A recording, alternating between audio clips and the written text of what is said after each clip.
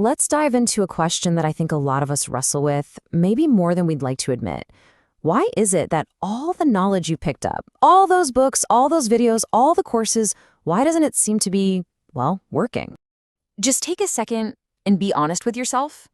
Does this feeling, this sense of being stuck, even though you feel like you know what to do, does that sound familiar? I mean, you've really put in the time, haven't you? You've read the bestsellers on habits, on finance, on mindset. You've binged the YouTube tutorials. You might have even shelled out for some expensive courses. You've got all this information swinning around in your head. But then you look up, and your life, it's pretty much the same.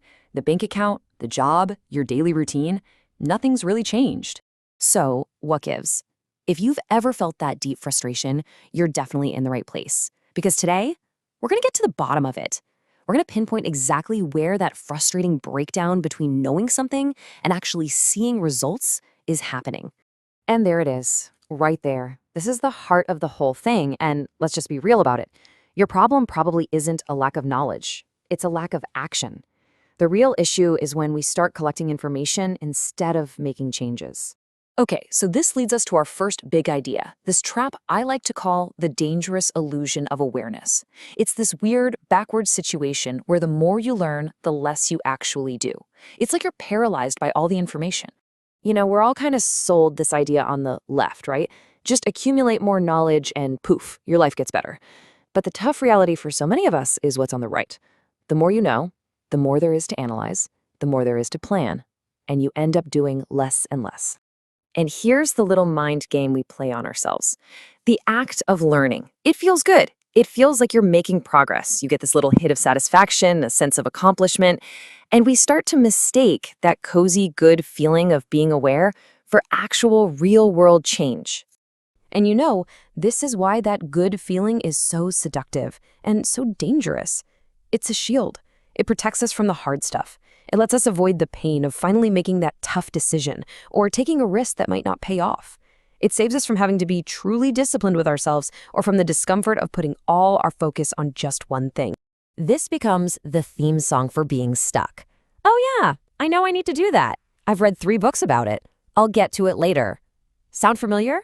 That later is the word that has kept things exactly the same for months, maybe even years. All right, this next part, this can be a little tough to swallow. Let's talk about the painful truth of why it seems like people who know less than you are somehow getting more done. I mean, really think about it for a second. You've seen these people. They haven't read every single article. They don't have a color-coded spreadsheet for every decision. And yet, they're moving, they're building things, they have momentum. What is going on there? Let's break it down. It's actually pretty simple. Look at the action takers. They just decide. Quickly. Sure, they make mistakes, but every mistake is feedback that pushes them forward. Their reward? They get actual results. Meanwhile, you, the analyst, you're thinking and thinking. You might even come up with the perfect plan, but you're still at the starting line. Your reward? You get the satisfaction of being right while standing perfectly still. And if you take one thing away today, let it be this.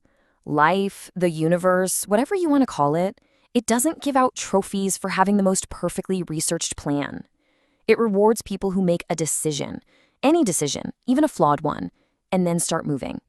So how in the world do we break out of this cycle? Well, it starts with understanding the real price of change. Here's the core idea. Knowledge that you get for free, knowledge that doesn't cost you anything to apply, it's basically worthless. Now, when I say cost, I am not talking about money. The real cost is the actual, tangible sacrifice you have to make.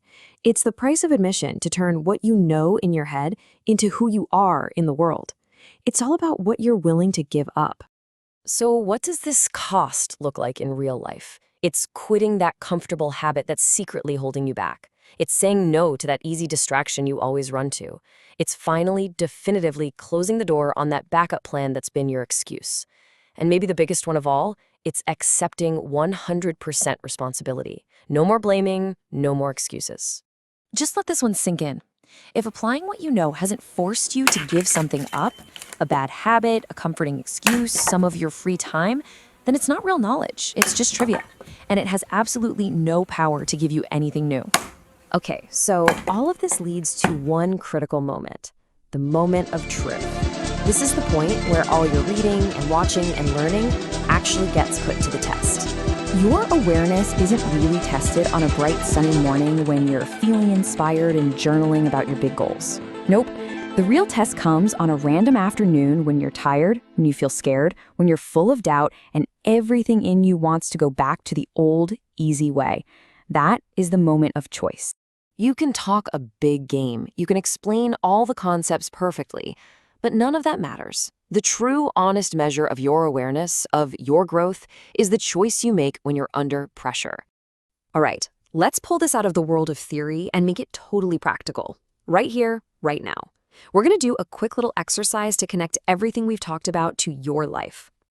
Be really honest. Don't overthink it. What's the very first thing that popped into your head?